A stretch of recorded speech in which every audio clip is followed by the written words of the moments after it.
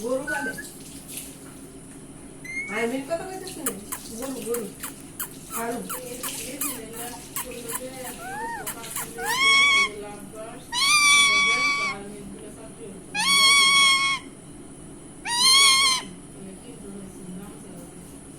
এলো চাকরি নেই তো ওখানে মনে হয় দুই ভাই